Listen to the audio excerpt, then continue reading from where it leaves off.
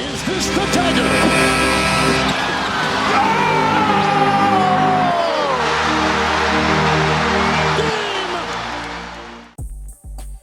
G'day guys, JB here. Week 12 of the 25-26 NBA season is in the book, and we are almost right on the halfway point for most teams this year. A lot of those teams that are at the halfway point are clearly either in or out, and there are only a few floundering spectacularly in the middle, not sure of what they are going to do. There's been some movement in the league, there's been some more whispers in the league, there's been some conversation in the league, and overall it's been another interesting week. Some teams starting to pick up a little bit, taking advantage of some of the lesser form of the opposition, but on the other side of the coin, there are some teams that are roaring back into form. So let's get into it. Let's get into my review for week 12 of the 25-26 NBA season. We start with the Atlanta Hawks, and not only did they trade Trae Young out and gave CJ McCollum, but they also went on a 3-0 weekly record. They're now back to one game below 500 and 9th in the East. Now that has been unloaded, you would think the Hawks can start to make a few more moves, but that is also going to be injury dependent. 9th in the conference for Atlanta. Jalen Johnson continues to be the star of the team. Breakout season. 23.7 points, 9.3 rebounds, 5.7 assists, 0.7 steals, and 1.3 blocks on 2.7 turnovers. Shot 57.7 from the field, 40% from deep, and 50% from the free throw line. As I mentioned, the big trade out there, Trae Young gone, and a nice culture piece and a guy who's still contributing in CJ McCollum is entered to this team. There are some conversations around whether they're able to obtain Anthony Davis in a trade, likely for a Kristaps Porzingis and a Zachariah Ricochet, but with injuries now to Anthony Davis, that is looking less likely before the deadline. So it'll be interesting to see exactly what goes on there, but right now Atlanta looking a hell of a lot more poised than they were only a week ago. To Boston, they had a fleeting moment there as the second seed in the East. They're now back at third, but not by a great deal. A rough week for them, 1-3 for the contest that they were in, 24-15 overall. Derek White had 4 games this week, and he has been consistently one of, if not the best defender for Boston, and again making a case as an all-league defender this season. 20.5 points, 5 rebounds, 4.3 assists, 0.5 steals, 1.8 blocks on 2 turnovers, 40% shooting from the field, 26.7 from deep, and 100% from the free throw line. If Boston continue to keep this rate up, there is a real chance that they do try and get Jason Tatum back to try and be competitive in the East. Detroit have slightly come back to the pack, although I still think they're going to be a tough beat. New York, they are back into second position. But when you add the fact that someone like a Jason Tatum has rumoured to be ready to come back very, very soon, and the conversations around the potential of a Kawhi Leonard acquisition, the team then has a little bit of depth. The only concern then becomes injuries, but I don't mind where Boston sits right now. The Brooklyn Nets slipped to 15 below 500 with a 0-4 week, 11-26 overall, 13th in the East. Noah Clowney, the best player in the 4 games that he played, 13 points, 3.5 rebounds, 2.5 assists, pretty much at 2.3, 1.5 steals and a block on 1 turnover. And when you see 32% from the field and 22.9 from deep, you know nothing special happened for the week. 75% free throw shooting, and now there's talk that Michael Porter Jr. is a target of the Golden State Warriors. Brooklyn continuing to sink to the bottom of the ocean. While they're not sinking to the bottom of the ocean, they certainly aren't swimming towards the light at the top of it. The Charlotte Hornets, 1-3 weekly record, 14-26 overall, 12th in the conference, and again, another team that pretty much isn't going to have any sort of impact beyond the regular season. LaMelo Ball trying to put some numbers up, and thankfully the conversation around LaMelo Ball being an all-star has been very minimal this year. I think people have finally realised exactly what's up. 22.5 points, 6 rebounds, 6.3 assists, 1.3 steals on 3 turnovers, 43.8 from the field, 11% from deep, and 100% from the free throw line. Again, Charlotte, as I said, they're not sinking to the bottom of the ocean, but they're certainly not swimming to the light at the top of it. The Chicago Bulls, just when you think they're going to start making a run on things, they slip back into mediocrity, and they do it pretty consistently to the point where you just have to understand that they're a playing tournament. It's as simple as that. Another example of that this week, 1-1. They're 18-20 overall, still 2 games below 500. 10th in the conference. Desonmu having a nice week, and he has been a consistent contributor no matter what role he's played this year, whether it's been on the bench, whether it's been on the defensive end of the court, or having to shoulder some of the offensive load as well. 20 points, 22 points per game, 2.5 rebounds, 5.5 assists, 2 steals, and 0.5 blocks on 2 turnovers. Pretty impressive, particularly with the efficiency of 70.8 from the field, 70% from deep, and 100% from the free throw line. Again, I just don't know what's going on with the Bulls. They can't string a consistent run of games together, a consistent run of form together, and they get caught floundering in that playing tournament position. They got rid of DeMar DeRozan, and they thought they were going to be good. They got rid of Zach LaVine, thought they were going to be good, but they are essentially just walking around in a circle, wondering where the progression is at. The Cleveland Cavaliers are 2-2 week. They are now 22-19 overall, but still sitting in the top 8. They're 7th in the conference in the East, and it'll be interesting to see how their fortune favours, particularly when you see someone like a Darius Garland really contributing off the bench once again. 4 games played, 22.5 points, 1.3 rebounds, 7 assists, 1.3 steals, and 0.3 blocks on 1.3 turnovers. 55.1% from the field, 40% from deep, and 66.7% from the free throw line. Donovan Mitchell still contributing really nicely. Evan Mobley starting to step up a little bit more, and they are getting some more out of the rotation players as the season goes on. But when you look at where this team was last year, I'm not saying you expected them to shoot a lot above 65 once again, or towards that 65 win the season, but you would have thought a little bit of consistency and certainly a bit of oomph in them when you look at how the rest of the conferences look. They haven't been able to do it, but they are still clinging on. It'll be interesting to see exactly what they're able to do through the month of January, trying to position themselves either to make a trade or at least be in a good position heading into the All-Star break. Detroit remain at the top of the East. 1-1 weekly record for them. They're 18 games above 500 at 28-10. Asar Thompson, a really nice week for him, and he's been a real consistent two-way player for the Pistons now for a couple of years. Not great on the numbers offensively here, but certainly contributing defensively, and a guy who can play starting role and as a reserve as well. 8.5 points, 5.5 rebounds, 4.5 assists, 2.5 steals, 2.5 blocks on 1.5 turnovers. Pretty efficient there. Didn't make a didn't attempt a 3-point shot, but still 47.1 from the field and 50% from the free throw line. To me, Detroit do have at least 2 all-star players. I have no issues with saying that Jalen Duren has been one of the 12 best players in the East this year. He has had a bit of a down period here or there, but to me has been in that top dozen players that would make that roster. Again, I'm traditionally selecting my all-stars East versus West. And then on the other side of things as well, Cade Cunningham still having a really leading season. Asar Thompson, the kind of player that they can't afford to drop though, and he had a nice week. The Indiana Pacers by far had their best week of the season. They still sit stone motherless in the conference and one of the 2 worst teams in the league, but a 3-1 weekly record for them. Andrew Nembhard having a really nice contribution to that record as well in the 4 games that he played. 19 points, 4.3 rebounds, 9.7 assists, 1.7 steals, and 0.3 blocks on 2 turnovers. Shot 50% from the field, 57.1 from 3, and 70 from the free throw line. There's clearly guys that can play on this team. We've seen Nembhard do it. We've consistently seen Siakam. Someone like a Huff has really jumped out as well this year. But again, it's amazing the amount of depth they have to go through, the amount of rotations they've had to go through just to get to this point. Health is clearly the issue and clearly a factor here. Again, one of the things I wanted to stress, and I have stressed about this before, is it just shows how vital and how important someone like a Tyrese Halliburton is, not only to his team, but certainly in a broader discussion around the league. Miami, after they looked like they were jumping back up the standings, managed to have a dog water dirty week. 0-3, didn't win a game, and they are now back to 20-19, just 1 game above 500, sitting 8th in the conference and making things very interesting for anyone with play-in aspirations this season. Andrew Wiggins, for me, was their best player. 14.7 points, 5 rebounds, 2 assists, 1 steal, and 1.3 blocks on 2.7 turnovers. Again, you've got to value both sides of the ball when you look at how Miami is positioned as a team, let alone in general. 47.1 from the field, 64.3 from deep, and 100% from the free throw line. So Andrew Wiggins still continuing to chip in and do his part. As we get towards the All-Star break, I think Norman Powell will be the only consistent nomination I can make out of this team. And I wouldn't have thought that his appearances and opportunities have been, well, outstanding this season. I'd still probably have him in my All-Star team, but I can certainly see the argument why he's not.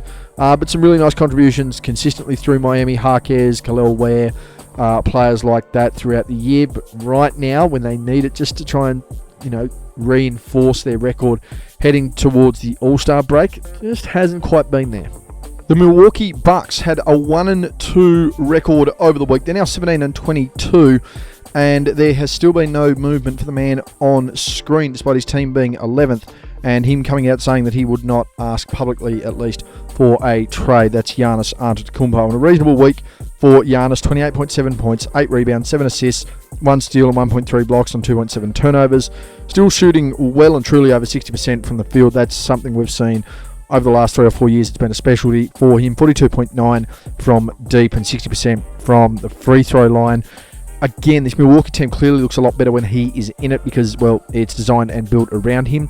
The only issue is that there have now become a couple of key cogs in this team that when they're not firing, and because they've been seeing a lot of the ball, it has probably changed the makeup of the team slightly, particularly from a chemistry standpoint. Your AJ Greens, your Kevin Porter Juniors, and your Ryan Rollins, when they're not getting their touches, they're not being as effective for the team, and the team's not getting their results.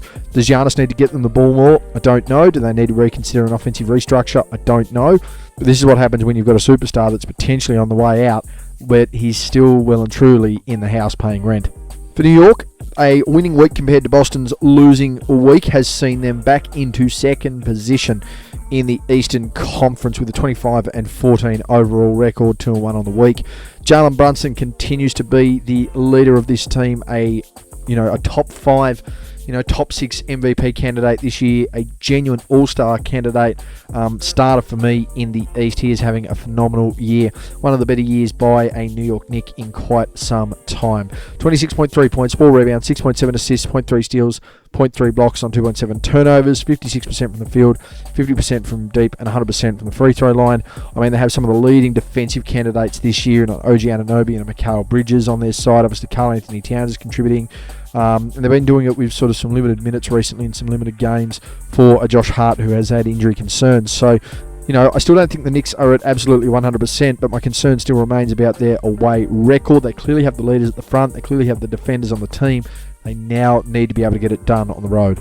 The Orlando Magic, they had Mo Wagner return to the lineup for the first time in almost 12 months following an ACL injury last year, and they had a 2-2 weekly record this week, 22-18 overall. They're now top 6th in the East, and again, it just goes to show a couple of bad weeks from teams and a couple of good weeks from teams can absolutely change the picture and the dynamic of each conference this year. Paolo Banchero, in the 4 games he played this week, 20.3 points, 9.3 rebounds, 6.3 assists, 0.3 steals and 0.5 blocks on 5.3 turnovers.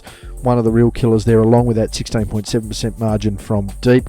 46% from the field. I would like to see that a little higher, but I know that he can compete, can play better than that. And 84% from the free throw line. But again, we're talking about an Orlando team that hasn't been able to play together consistently all year. When that happens, when Franz Wagner is back, and if this team can, potentially get 30 games under its belt as a unit, that's when you'll really see where they sit. Now, if they can do that at the right time, if they can hit their chemistry marks at the right time, maybe they can make a bit of a late run in the East. But right now, they're really chopping and changing who their second and third option is on this team, and that's not necessarily a good thing when at times you have an inconsistent first option. Philadelphia 76ers, a nice week for them. 3-1 weekly record, now 22-16 overall. Some key contributions from Paul George and Joel Embiid proving crucial with this young lineup. But of course, leading the way and one of the extraordinary candidates for All-NBA selection, for MVP selection, certainly for All-Star selection, has been Tyrese Maxey. And he did it again this week in the 4 games that he played. 30.5 points on 52.5 from the field, 44.1 from deep, and 88.5 from the free throw line. He also added, 3 rebounds a game, 4 assists a game, 2 steals a game, 0.8 blocks on 2.3 turnovers. He's been crucial on both ends of the floor at times this year. Maxey's certainly more of an offensive player, but has contributed at times defensively. And I'll get a little bit more on all these teams and how they're going at the All-Star break. Really have a summary of where I'm seeing the season. But Maxey having a really nice run. And again, when Philadelphia are getting those contributions out of those veterans, they're always going to be a good team because those guys know how to contribute when it matters the most. But the issue is, because of age and because of injury, they just don't quite do it enough. But Philadelphia is still sitting in the top 6 there, and Tyrese Maxey having certainly the best season of his career and an underrated run by any guard in the league so far this year. Over to Toronto, they still remain a top 4 team in the East. They have been led predominantly most of the year by Scotty Barnes, by Brandon Ingram. To me, they'd both be all-stars, but someone like an Emmanuel Quickly has been there all along, and when able to, has contributed pretty consistently. I wouldn't call it great consistency this week, but nonetheless was the best player in the total of 4 games that the Raptors had. They're now 24 and 17 overall. Quickly for the week, 19 points, 4.3 rebounds, 5.5 assists, 1.8 steals, 0.3 blocks, on 1.8 turnovers. Of course, the concern is the shooting there at 37.8 from the field, 28.2 from deep, and 60% from the free throw line. But when you look at what Quickly is able to produce, when you look at what someone like an RJ Barrett is able to produce at times, you pair that up with Scotty Barnes, you pair that up with Brandon Ingram, and they're playing really well. Their rookie, Murray Boyles, has played a really nice few weeks and been really consistent as well. He's bringing a lot, so there is that extra little bit of depth there for Toronto. Again, a team that will probably assess where they look at the All-Star break or towards that 50-game mark. And, well, can they make a move, or can they stick fat with their roster and try and make an indent into that progress in the season? Despite the trade and everything, though, there is one team that is not going to do that, and that is the Washington Wizards, who have managed to acquire Trae Young. Young by name, somewhat by nature. The rest of the team, though, they are very much a bunch of young pups. 1-3 weekly record, 10 and 28 overall, 14th in the conference, one of the 4 worst teams in the NBA this year. Alex Sarr, he continues to be a shining light. He's had a great defensive presence, and the only thing that's probably going to hurt him is the fact the Wizards aren't going to win enough games for him to be considered amongst some of the better defenders in the league this year. 17.8 points, 7.5 rebounds, 2.3 assists, 1 steal, and 2.5 blocks to go with 2.5 turnovers on the week for Sarr. 52.1 from the field, 30% from deep, and 81.8 from the free throw line. Over to the Western Conference and the Dallas Mavericks. A 2-2 weekly record. They are, again, 10 games below 500. They're 12th in the conference, but Cooper Flagg continues to have a standout season, and to me has to be the leading candidate for Rookie of the Year. Second to him is probably a Con Kniffel, but there's more to that than meets the eye as well. 4 games there for Flagg this week, 21 points, 6 rebounds, 5.3 assists, 2 steals and 0.8 blocks on 2.3 turnovers, 50.8 from the field, 46.7 from deep, and 86.7 from the free throw line. This guy is a borderline all-star already as a rookie, and he's, having that kind of rookie year where you go, yep, he's leading his team in a lot of major statistical categories. He's clearly comfortable in the league. Generational talent. There's a reason that he's been scouted since he was 16, 17 years old, and there's a reason he's having an impact on the game right now. I don't know what Dallas do moving forward, particularly with the conversations around potentially acquiring Porzingis back and resuscitating a trade for Anthony Davis, but with Davis now out injured, I don't think there's going to be much happening with this roster for the rest of the year. Over to Denver, who have maintained a winning record, essentially having their first full week of the season without Nikola Jokic. I mean, they've essentially had 2, but this is the first real great. We now know what this team is looking like without him. And they went 2-1, 26 and 13 for the year now, and they're still 3rd in the conference. Peyton Watson was officially announced as the Player of the Week in the West through the NBA communications page earlier as of the time of recording, and he has had back-to-back big contributions for the Nuggets over the last 2 weeks. 24.7 points, 8.3 rebounds, 4 assists, 1.3 steals, and 1.7 blocks in the 3 games gone this week to go 4 turnovers, 49.1 from the field, 70.6 from deep, and 58.8 from the free throw line. Peyton Watson stepping out, really having a quality game. And again, this is just sort of showing the kind of depth that Denver really, truly has. But it's a matter of how they're able to harness this depth when they're playing around a Jokic who's quite ball dominant. I think Jokic gets back at some point. Probably they're going to push early in, the very late part of January. They're not going to want to risk the fact that he misses out on a potential MVP because of games gone. But from their own title defenses, again, Denver are doing what they need to do. They're staying in touch with the top 3. If they're able to manage their injuries, Aaron Gordon is now back. The team starts to look a little more impressive. Golden State continue to flounder just above 500, with Steph Curry still somehow trying to produce numbers and not getting much assistance along the way. Still got a 2-1 weekly record this week, 21 and 19 overall. They are 8th in the West. Curry on the week, 29.7 points, 3 rebounds, 7.3 assists, 0.3 steals, and 0.7 blocks on 2 turnovers. The elite shooting that you expect from a Steph Curry is still there. Some of his 3-point percentages are dropping, but again, we're talking about a guy who's 35 plus, who's had long playoff runs, He's played a lot of playoff basketball and has had some injury, reoccurrences, even with a pretty distinguished regular season resume. 52.4 from the field, 37.5 from deep, and 91.7 from the free throw line. The conversations that are being had now, go from anything from what is Draymond Green doing, what is Jonathan Kuminga doing, can we get Michael Porter Jr., how come Jimmy Butler signed that extension? A lot of things floating around. I mean, it's certainly not the Golden State team in the last 25 games of last season. They are a little bit older, but I just wonder whether the adjustments that they can possibly make right now, the trades they can make, are going to flip the script on them once again. The Houston Rockets, while floating around that top 4 seed for a number of weeks, have had a couple of bad runs. A 0-3 record this week to move them to 22-14 overall. Now has them 7th in the conference and battling that upper echelon of the play-in tournament, meaning someone like a Phoenix has jumped up. Of course, the concern is always going to be what happens with Houston when they're using Durant as a bailout option, and Ime Udoka certainly brought that up this week. Durant still a pretty good week, albeit in a losing run. 30 points, 6.7 rebounds, 3.3 assists, a block on 2 turnovers, 53.1 from the field, 41.7 from deep, and 85.7 from the free throw line. But the question does remain, how can Kevin Durant in year 17 or 18 or 19, whatever year he's in, how can Kevin Durant still be relied upon to be the guy playing 40 minutes a night to try and get the team over the line, particularly with a team that is this stacked? They've had some concerns and some outs and some form worries at the moment, but there are enough signs on this Houston team that they can be impactful and they can take the next step. They're yet to do it, and they're going to need to try and organise themselves in January to really kick off towards and post the All-Star break. But again, concerns from the coach. They're relying on a guy who, essentially has played 20 years in the league and is still the bailout option. To the Clippers, who somehow have nearly turned their record around. They are nearly... they're 7 games back at this point here, but they're only a game or 2 behind Memphis, and I still give Memphis a chance to break 500 if they can get it done. Of course, the Clippers can do it. They are a little bit old, and the question now goes around injuries. It now goes around consistency and whether they make any trades or not to try and get this team younger or somehow acquire draft picks that they have no right to. A 3-1 record this week, as I mentioned, though, 11th in the conference, and Kawhi Leonard, another big week. He's just managed to turn the clock back, and Kawhi manages to find these patches all throughout the year where, per season, where he'll just go on a random 30, 40 game run, which is as efficient from the perimeter as any player, not named Michael Jordan, the last 35 years.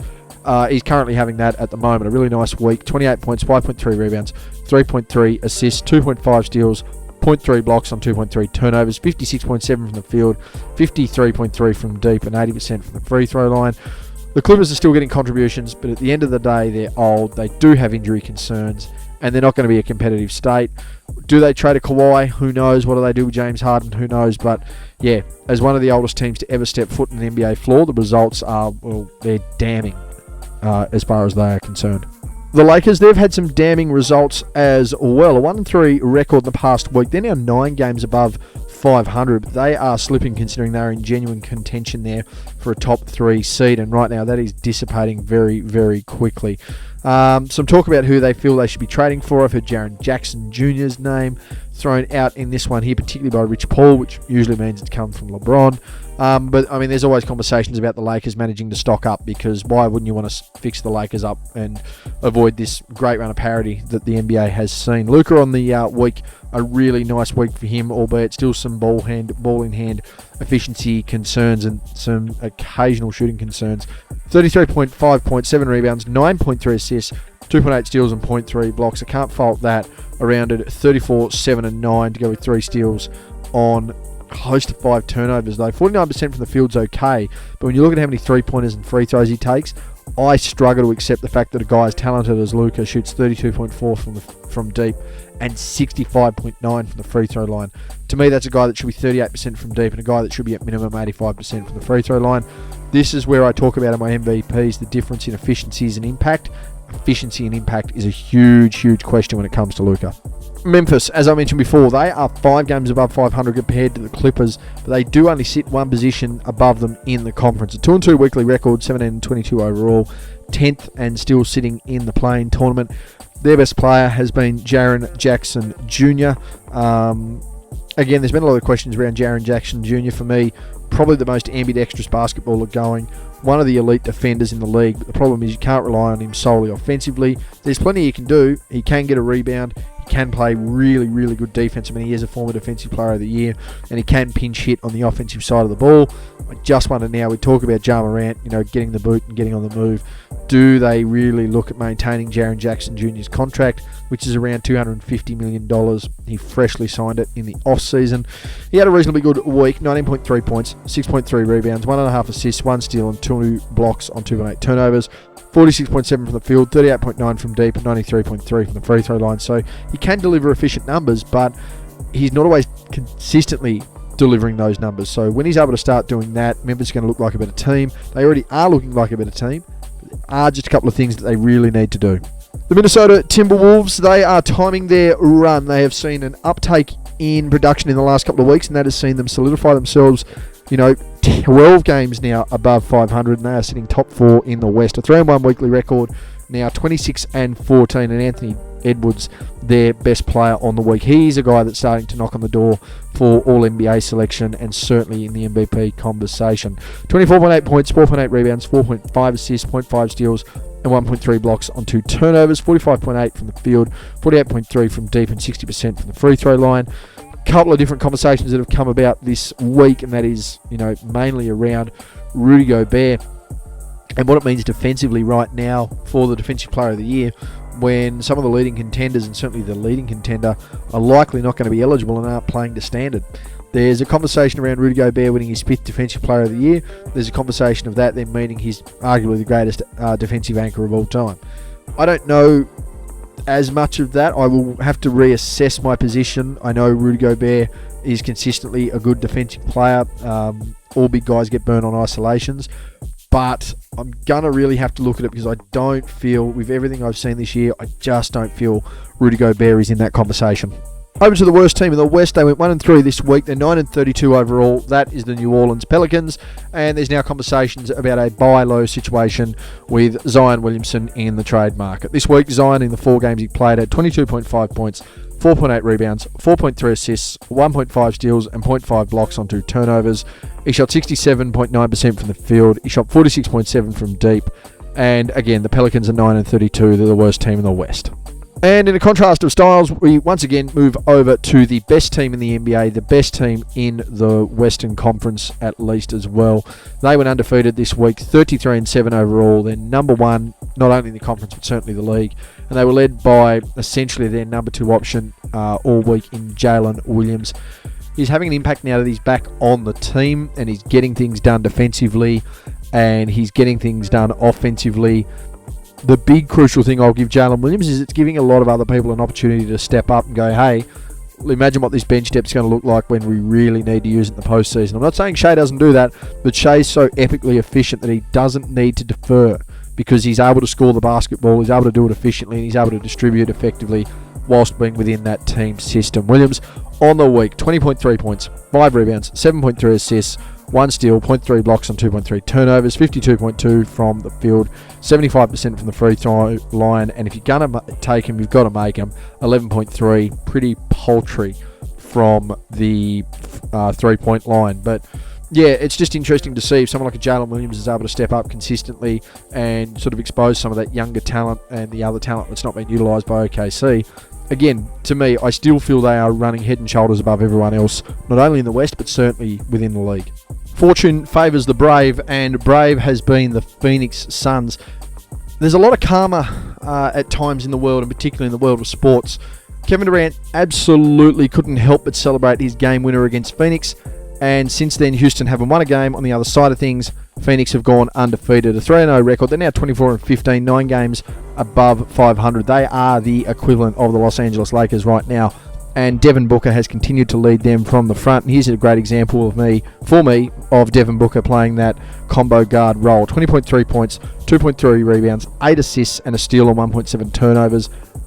A greater than 4-to-1 assist to turnover ratio. Shooting 40% from deep, 86.7 from the free throw line. I'd like him to convert a bit more than 40.4 from the field. But when you look at the overall production that he's bringing, huge bonus for his team. When you look at the guys that are on his team that have had better seasons, guys that are lifting as teammates, and other guys who were just sort of ostracised because they weren't good anywhere else. I mean, you've got to give Devin Booker his flowers, and for me, he has been a sensational asset. He has to be a leading all-star for me in the West, but he certainly has to be a top 10 MVP candidate. There's going to be a lot of people that don't like that, but you've got to go on what the guy's bringing to a team that wasn't expected to do much, and he's doing a hell of a lot. Over to Portland, they are now 2 games off 500. They're 9th in the West. They're 19 and 21. They went 2-1 this week. A bad week for Golden State and a good week for Portland really changes the entire outlook of what this Western Conference looks like. And a big part of it here is Denny Avdia. For me, he has to be an all-star in the West. I'd have no issues with him being there. He has to be in the conversation of all NBA teams. And I'll put it to you this way. If they had a winning record, he's in my conversation around the MVP race. He's not the MVP, but he's certainly in that conversation. And I mean, you have to give credit to the guy. I have also just traded him into my fantasy team after some notable injuries. 28.7 points, 4.7 rebounds, 4 assists, 2 steals and 0.3 blocks this week. 5 turnovers, not ideal. Neither was the three-point shooting at 25%, but 46.4 from the field, 87.9 from the free throw line. Struggled to get a consistent reserve lineup and some consistent performers around him in Portland this year. His stock has to be through the roof. And while you don't want to say it, if you're looking for a trade target that can just be that unknown of, hey, let's get him here, let's see what we can do, we've got plenty we can build around. I mean, the guy can run around and average 28, 8 and 8. I mean, might be worth taking a punt, but if you're Portland, you want to pay the guy. Sacramento, with a 2-2 week, still remain 20 games below 500. DeMar DeRozan, though, picking up a couple of player of the games for me and was consistently the best player for the Kings this week in the 4 games they played. 24.8 points, 2 rebounds, 5 assists, 2 steals, and 0.3 blocks on 0.3 turnovers. 58% from the field, 50% from deep, and 83.3 from the free throw line. Again, I've got no issues with the way that's being operated there. At the end of the day, Sacramento need to do something. They need to do it quickly, but I don't know how they're going to do it because everyone else is old. Over to the Spurs, they are still maintaining a 500 record pretty consistently with the ins and outs of their team. They are 15 above 500 at 27 and 12, 2-2 on the week, and they are comfortably sitting second, well and truly 5 games back, but sitting second in the Western Conference.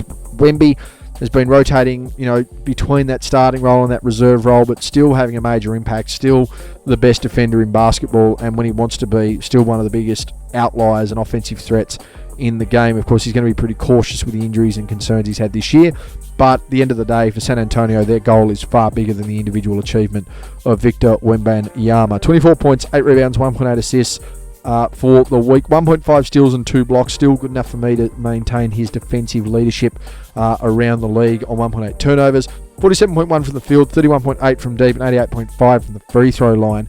I just wonder whether Wemby at times is not being selfish enough because of the impact he can have, but I'm also wary that he's not going to run the risk coming off a calf strain to overexert himself, blow things up, whether that be an Achilles, whether that be just a general lower leg injury, and ruin team chances. The guy's very much proven to be a culture guy. He's all about the team, and if this is the role he has to play for team basketball right now, I don't think anyone's going to have an issue with it.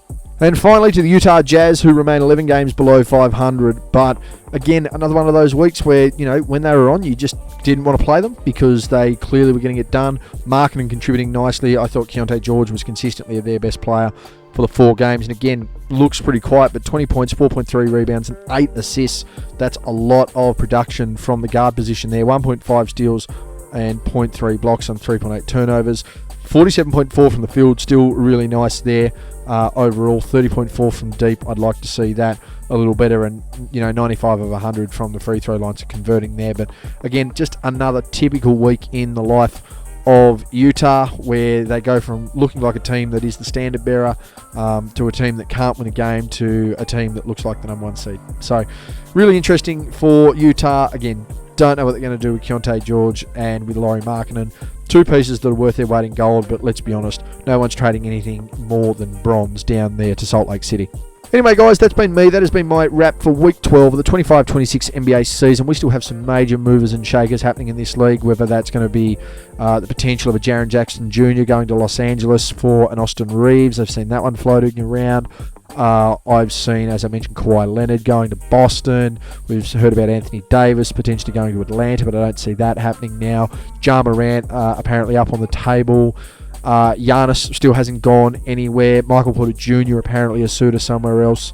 It'll be interesting to see exactly what happens. Of course, we're pretty much going to be dead at the halfway point next week at week 13, and I am slowly working through a few things to try and have a decent mid-season rundown. That video will be a lot longer than expected. That'll be a recap of every team. That'll be where I see current teams and end-of-year awards. So that'll be a pretty bumper video. I'll set aside quite a few hours to be able to get that recorded and posted. Anyway, guys, that's been me. That has been my review for week 12 of the 25-26 NBA season. I'm out.